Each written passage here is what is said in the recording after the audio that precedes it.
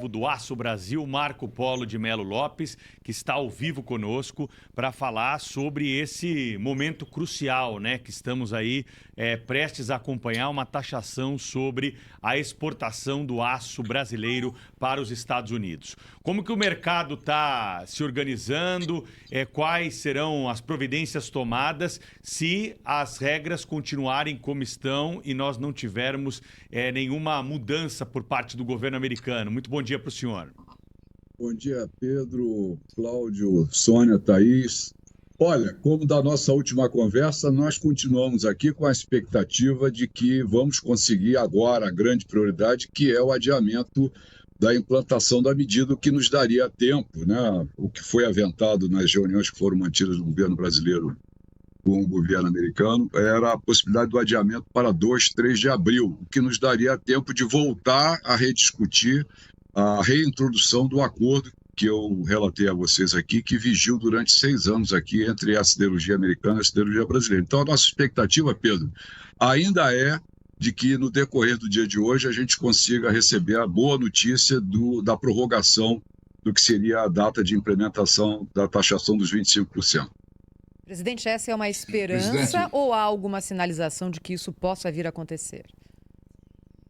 Olha, Thaís, a minha grande preocupação quando falamos da última vez era de que os canais de negociação estavam fechados entre o governo brasileiro e o governo americano. Mas, para nossa grata surpresa, na última quinta-feira foi feita uma reunião, só relembrando que tinha sido marcada uma reunião governo brasileiro e americano sexta-feira de carnaval, que foi cancelada, né, de maneira meio extemporânea, estava marcada, foi cancelada e foi remarcada para quinta-feira passada e foi realizada. E com o mais alto nível de representação dos dois governos. Pelo lado americano, o Lutnick, né, que é o secretário de Comércio, e o Greer, que é o STR, são os dois homens que falam pelo comércio americano.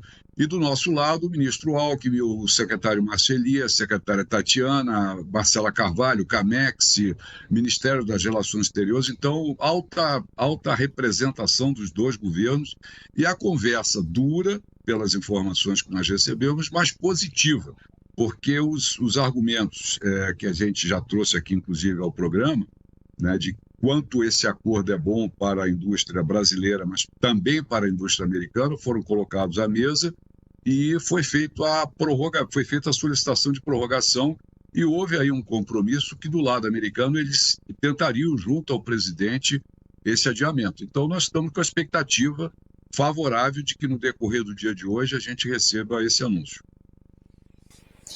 Presidente, muito bom dia, bem-vindo aqui ao nosso programa. Eu queria saber o seguinte, considerando, digamos, o pior cenário, como deve reagir a indústria brasileira?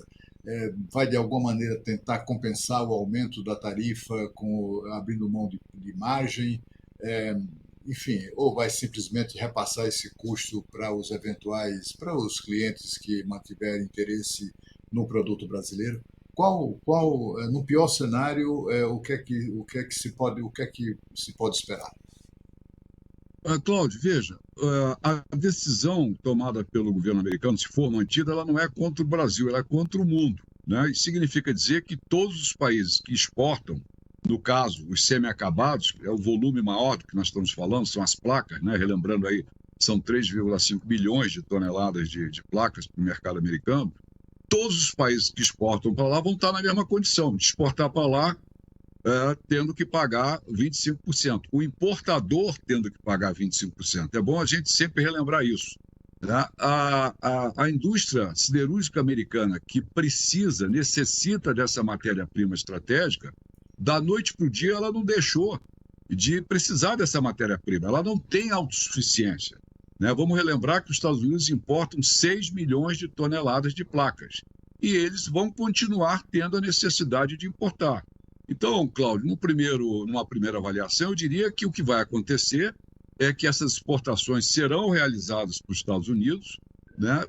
Com o consumidor, ao final, pagando os 25%, o que vai levar a, certamente, um impacto inflacionário nos Estados Unidos. Então, se houvesse uma exceção para um ou outro país que passasse a ter uma condição competitiva diferente do Brasil, eu diria que a situação seria pior. Mas se todos os países que exportam para o mercado americano estarão na mesma condição, eu diria que a competição é igual, será exportado, mas num valor mais alto, que ao final do dia será pago pelo consumidor americano.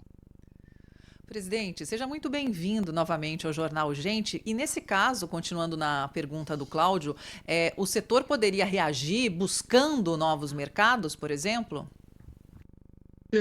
O mercado americano, nós temos aí, representa para as nossas exportações 42%, né? E as placas são matérias-primas estratégicas para a produção da própria indústria siderúrgica americana, né? Então, é um mercado que apresenta essa necessidade desse volume muito grande de 6 bilhões. Eu não consigo vislumbrar nesse momento nenhum outro mercado no mundo, olhando para a Europa, olhando para a própria Ásia, que tenha uma necessidade dessa grandeza de 6 bilhões. Então, eu acho que o mercado americano continuará sendo um mercado prioritário, só que, como eu mencionei anteriormente, uma faixa de preço que será mais elevada. Presidente, se de fato essa expectativa do setor se cumprir e houver o adiamento dessa tarifa, dando tempo para uma negociação melhor para o Brasil pode sair ganhando dessa história toda? Tem alguma chance de que isso aconteça? Thaís, a gente tem, de forma recorrente, chamado sempre ambas as partes aí, que o bom senso prevaleça, né? Um acordo, ele não vigora durante 6 anos se fosse um mau acordo, né? Esse acordo, eu sempre reforço que é bom para a indústria siderúrgica brasileira, mas é bom para a indústria siderúrgica americana, né? O Barão estava falando aqui que a indústria americana está comemorando a medida.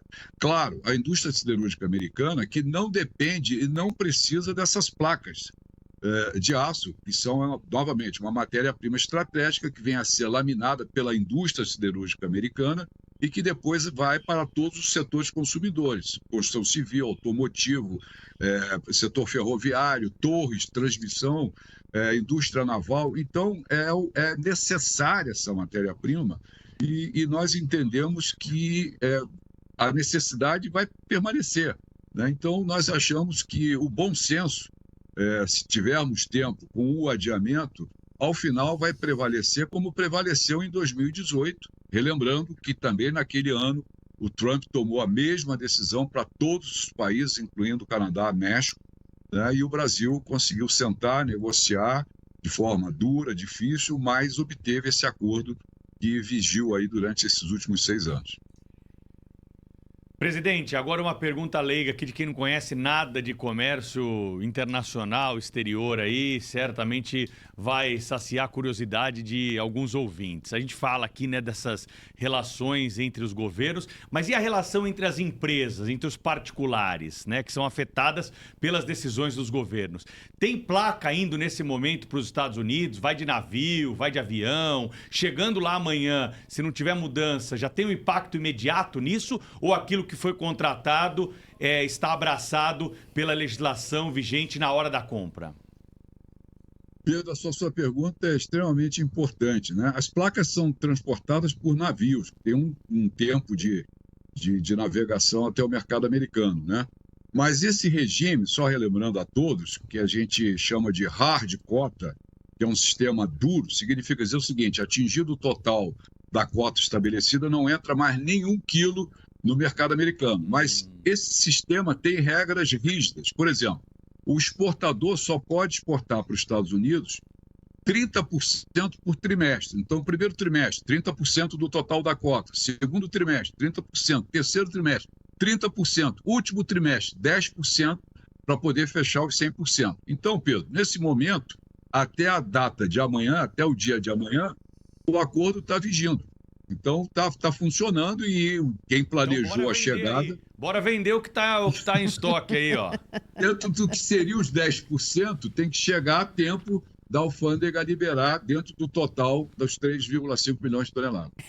Deixa eu agradecer ao presidente executivo do Instituto Aço Brasil, Marco Polo de Melo Lopes, atualizando para a gente qual é a situação nesse momento da negociação entre Brasil e Estados Unidos. Obrigada, presidente. Até a próxima. É sempre um prazer. Obrigada, Bom dia a presidente. todos. Obrigado. Obrigada.